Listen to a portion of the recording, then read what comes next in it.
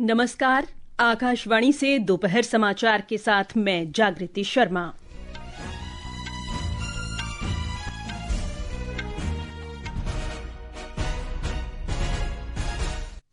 कर्तव्य पथ पर 77वें गणतंत्र दिवस समारोह में भारत की सांस्कृतिक विविधता और सैन्य शक्ति का अनूठा संगम दिखा। इस वर्ष समारोह का विषय था स्वतंत्रता का मंत्र वंदे मातरम और समृद्धि का मंत्र आत्मनिर्भर भारत। राष्ट्रपति ने वायुसेना के ग्रुप कैप्टन शुभांशु शुक्ला को देश के सर्वोच्च शांतिकालीन वीरता पुरस्कार अशोक चक्र से सम्मानित किया। तीनों सेनाओं की झांकियों में ऑपरेशन सिंदूर के दौरान सेना के प्रमुख हथियार प्रणालियां प्रदर्शित की गईं। यूरोपीय संघ के अध्यक्ष एंटोनियो कोस्टा और यूरोपीय आयोग की अध्यक्ष उर्सुला फोन डेर लाइन इस वर्ष समारोह में मुख्य अतिथि के रूप में शामिल हुए। देश और विदेश में उत्साह के साथ गणतंत्र दिवस मनाया जा रहा है और अमेरिका में भीषण शीतकालीन तूफान से बिजली आपूर्ति ठप, हजारों उड़ानें बाधित और कई लोगों की मौत। अब समाचार विस्तार से। राष्ट्र आज 77वां गणतंत्र दिवस मना रहा है। राष्ट्रपति द्रौपदी मुर्मू ने नई दिल्ली के कर्तव्य पथ से गणतंत्र दिवस समारोह का नेतृत्व किया। समारोह का शुभारंभ प्रधानमंत्री नरेंद्र मोदी के राष्ट्रीय समर स्मारक पर शहीदों को श्रद्धांजलि अर्पित करने के साथ हुआ।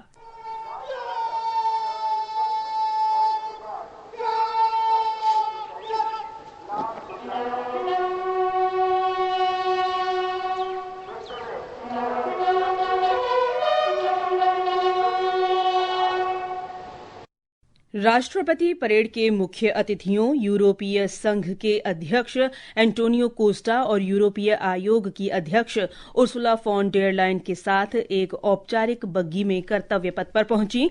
राष्ट्रपति के राष्ट्रीय ध्वज फहराने के बाद राष्ट्रगान हुआ और 21 तोपों की सलामी दी गई।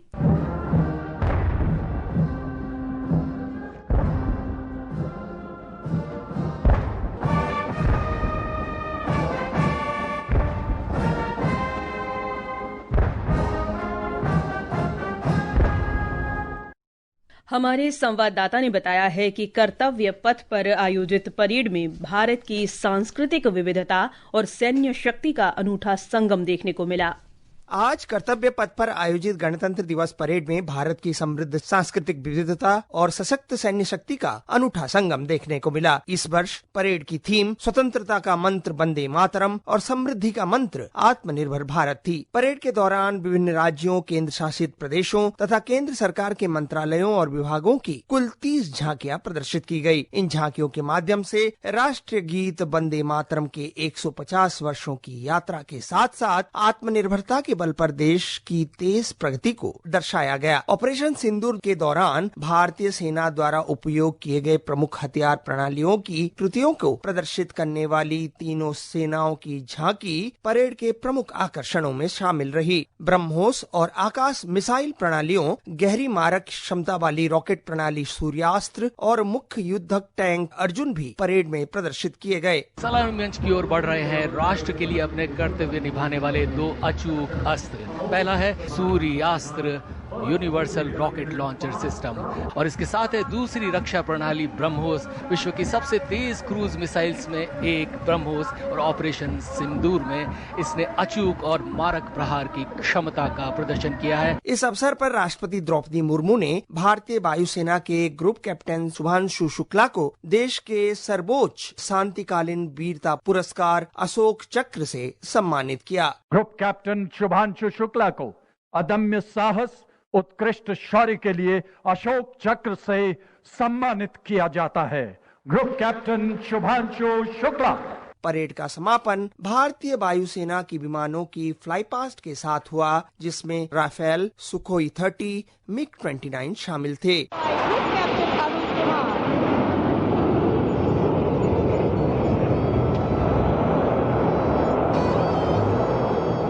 परेड के दौरान 2500 से अधिक कलाकारों ने सांस्कृतिक प्रस्तुतियां दी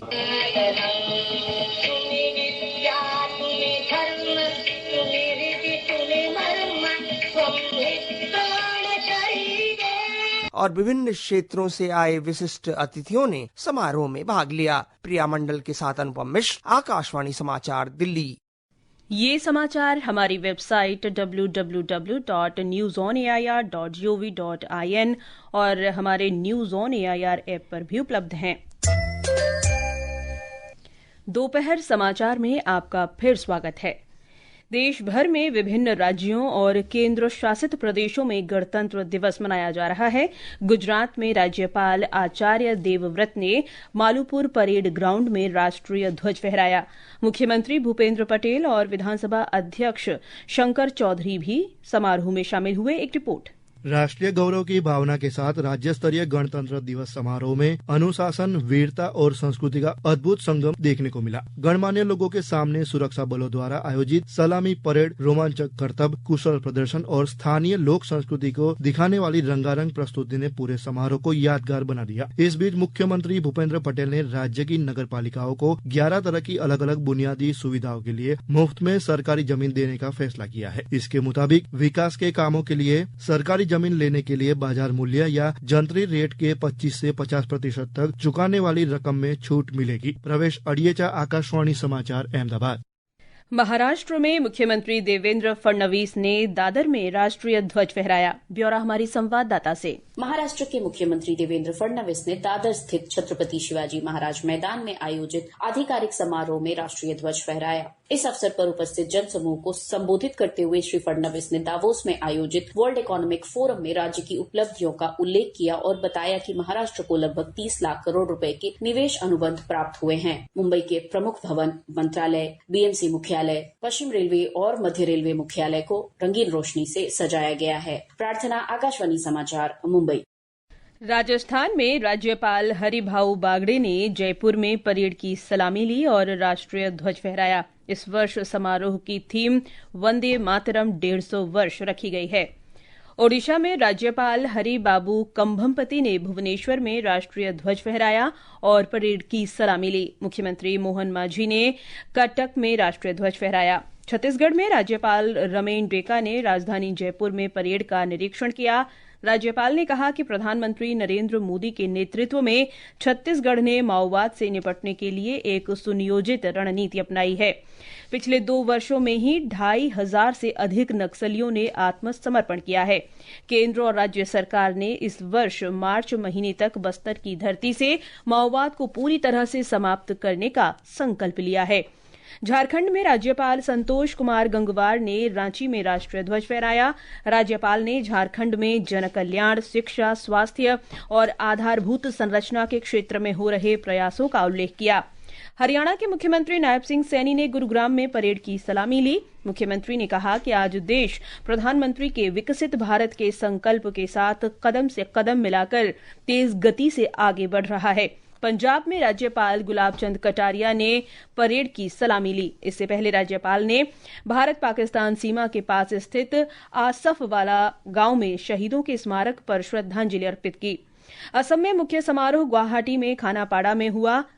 सिक्किम के राज्यपाल ओम प्रकाश माथुर मुख्य अतिथि के रूप में शामिल हुए। एक रिपोर्ट। सिक्किम के राजधानी गांगटोक स्थित पालजोर स्टेडियम में आज 77वें गणतंत्र दिवस का भव्य तरीके से आयोजन किया गया। इस कार्यक्रम में सिक्किम के राज्यपाल श्री ओम प्रकाश माथुर मुख्य अतिथि के रूप में शामिल हुए। कार्यक्रम में सिक्किम के मुख्यमंत्री प्रेम सिंह तामांग, सिक्किम के मुख्य सचिव रविंद्र तेलंग, सशस्त्र सीमा बल, इंडो तिब्बतन बॉर्डर पुलिस, भारतीय सेना के वरिष्ठ अधिकारी, केंद्र एवं राज्य सरकार के अधिकारी तथा अन्य गण्यमान्य व्यक्तियों की उपस्थिति रही है। उत्सव के अंतर्गत राज्यपाल माथुर और मुख्यमंत्री तामांग ने सेना के उपकरणों को प्रदर्शनी का भी अवलोकन किया है। इस अवसर पर राज्यपाल श्री माथुर ने राज्य सरकार की कुछ प्रमुख योजनाएं जैसे मेरो इलायची मेरो धन, मेरो स्कूल मेरो अभियान आदि का शुभारंभ भी किया है। आकाशवाणी समाचार गांगटोक के लिए मोइनाक चैटर्जी।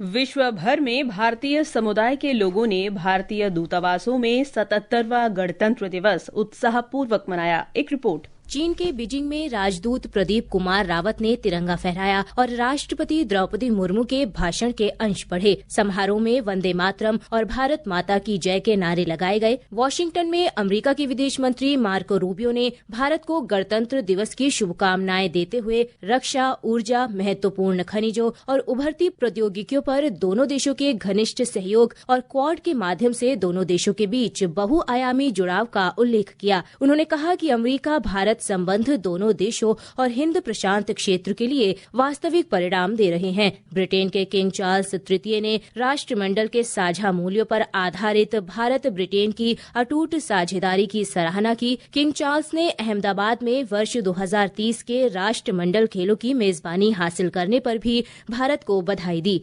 सिंगापुर में भारतीय उच्चायुक्त शिल्पक अम्बुले ने गणतंत्र दिवस समारोह का नेतृत्व किया। जापान में नवनियुक्त राजदूत नगमा एम मलिक ने भारतीय दूतावास में राष्ट्रीय ध्वज फहराया, जिसके बाद राष्ट्रगान हुआ और राष्ट्रपति का भाषण पढ़ा गया। श्रीलंका में उच्चायुक्त संतोष झा ने इंडिया हाउस में ध्वज फहराया और भारतीय शांति सेना स्मारक पर श्रद्धांजलि अर्पित की। समारोह में नौसेना द्वारा देशभक्तिपूर्ण प्रस्तुतियां और वंदे मातरम को समर्पित शास्त्रीय नृत्य शामिल थे। श्रीलंका के विपक्षी नेता सजित प्रेमदासा ने लोकतंत्र के प्रति भारत की अटूट प्रतिबद्धता की प्रशंसा की। बांग्लादेश के ढाका में भारतीय उच्चायोग में भारतीय उच्चायुक्त प्रणय वर्मा ने राष्ट्रीय ध्वज फहराया। सिलहट, खुलना, चटगांव और राजशाही में सहायक उच्चायोगों में भी भारतीय गणतंत्र दिवस मनाया गया। समाचार कक्ष से मैं सरफिरोजी। उपराष्ट्रपति सीपी राधाकृष्णन, प्रधानमंत्री नरेंद्र मोदी, गृहमंत्री अमित शाह और रक्षा मंत्री राजनाथ सिंह ने देशवासियों को गणतंत्र दिवस की शुभकामनाएं दी हैं। उपराष्ट्रपति ने कहा कि ये दिन भारत को न्याय, स्वतंत्रता, समानता और भाईचारे के शाश्वत आदर्शों पर ऊर्जावान गणतंत्र के रूप में स्थापित करने का उत्सव है। प्रधानमंत्री ने कामना की कि ये महान अवसर विकसित राष्ट्र के निर्माण के लिए नागरिकों में नई ऊर्जा और उत्साह संचित करेगा। झारखंड में भाजपा, झारखंड मुक्ति मोर्चा और कांग्रेस समेत सभी राजनीतिक दलों के नेताओं ने राज्य के पूर्व मुख्यमंत्री दिशोम गुरु शिबू सोरेन को मरणोपरांत पद्म भूषण से सम्मानित किए जाने के फैसले का स्वागत किया है। मुख्यमंत्री हेमंत सोरेन ने भी केंद्र सरकार का आभार व्यक्त किया। अमेरिका में तेज शीतकालीन तूफान से 10 लाख से अधिक लोगों पर बिजली आपूर्ति का असर पड़ा है। हजारों उड़ानें बाधित हुई हैं और 7 लोगों की मौत हो गई है। दक्षिण से उत्तर पूर्व की ओर भीषण ठंड और बर्फबारी फैल गई है। टेनेसी में हालात बेहद गंभीर हो गए हैं। तूफान के कारण देश भर में हवाई यात्रा ठप पड़ी है। शुक्रवार से अब तक 30,000 से अधिक उड़ानें अस्त व्यस्त हो गई हैं और 18,000 से अधिक उड़ानें रद्द हो चुकी हैं। विमान कंपनियों ने वाशिंगटन नेशनल एयरपोर्ट पर लगभग सभी उड़ानें रद्द कर दी हैं, जबकि लागुआर्डिया और अन्य प्रमुख हवाई अड्डे ठप पड़े हैं या पूरी तरह से बंद हैं।